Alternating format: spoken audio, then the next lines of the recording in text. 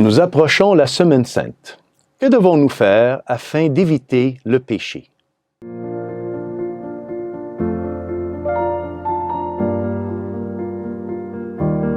Salve Maria! Dans quelques jours, nous allons commencer la Semaine sainte et le Seigneur, dans l'Évangile d'aujourd'hui, nous invite à continuer à lutter afin de rester libre du péché et du démon. L'Évangile aujourd'hui nous est présenté par Saint Jean, chapitre 8, versets 31 à 42. Et il commence ainsi. Jésus disait à ces Juifs qui maintenant croyaient en lui, « Si vous demeurez fidèles à ma parole, vous êtes vraiment mes disciples. Alors vous connaîtrez la vérité, et la vérité vous rendra libre. » Et le Seigneur de continuer son Évangile en utilisant des mots très durs contre les Juifs, mais non pas contre les mauvais Juifs, non pas contre les Juifs qui veulent le tuer, mais, comme Saint Jean nous dit ici, contre les Juifs qui maintenant croyaient en lui, c'est-à-dire les bons Juifs. Cela dévoile un peu ces difficultés qui seront causées plus tard par les Juifs chrétiens dans l'Église naissante. C'est-à-dire, ce sont des Juifs qui sont devenus disciples du Seigneur, mais d'une certaine façon, sont restés avec une mentalité qui les tenait loin du Seigneur. Quelle est cette mentalité qui les tenait ainsi éloignés du Seigneur?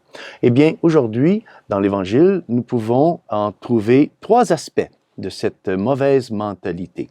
Alors, premièrement, c'est que ces Juifs chrétiens, ils ne demeuraient pas fidèles à la parole du Seigneur. Deuxièmement, ces Juifs chrétiens, ils n'embrassaient pas la vérité du Seigneur. Et ces mauvais Juifs chrétiens aussi, ils donc ne vivaient pas la vraie liberté du Seigneur. Alors, il faut toujours se rappeler que la foi dans le Seigneur ne peut être réelle que si cette foi change notre mentalité, si cette foi change aussi nos choix. Parce que pour être fidèle à la parole du Seigneur, il faut conformer notre propre mentalité à la mentalité du Seigneur.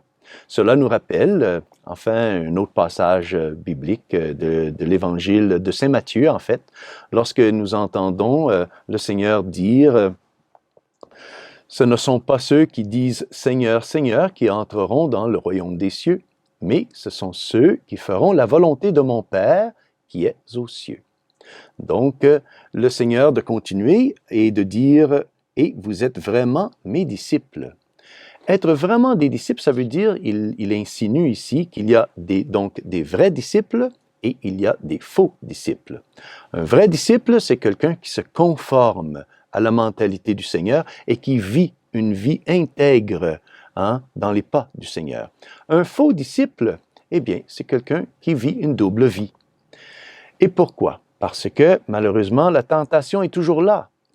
Pour quelqu'un qui se dit catholique, de enfin avoir cette double vie où on est catholique à la maison, dans notre famille, on est catholique lorsqu'on est dans l'église en train de prier, mais lorsque je suis à l'ouvrage, lorsque je suis à l'école, eh bien là, je me conforme à la mentalité et à l'ambiance du monde. Et voilà un faux catholique. Alors, le Seigneur, il nous invite à une liberté. Il dit, « Et la vérité vous rendra libre. » Mais ici, lorsque le Seigneur nous invite à être libre, ce n'est pas être libre d'une façon où je peux penser, faire ce que je veux. Non, parce que être libre de vouloir faire ce que je veux, ça cache une servitude à mes passions, à mes mauvais désirs. La vraie liberté, la liberté que le Seigneur nous offre est une liberté contre le péché. Nous sommes libres du péché, nous sommes libres du démon, en nous soumettant au Seigneur. Voilà, en embrassant sa vérité, en embrassant sa vie, sa mentalité. Et c'est alors que l'on devient vraiment libre. Demandons aujourd'hui à Notre-Dame de nous donner la force de pouvoir continuer à lutter pour cette liberté chrétienne, liberté qui va nous donner la vie qui va nous donner la lumière, qui va nous donner la joie de nous sentir aimés du Seigneur. Et ainsi, cette liberté va nous libérer de tous les péchés et de toutes les influences du démon. Et que Dieu Tout-Puissant vous bénisse, au nom du Père, du Fils et du Saint-Esprit. Amen. Salve Maria!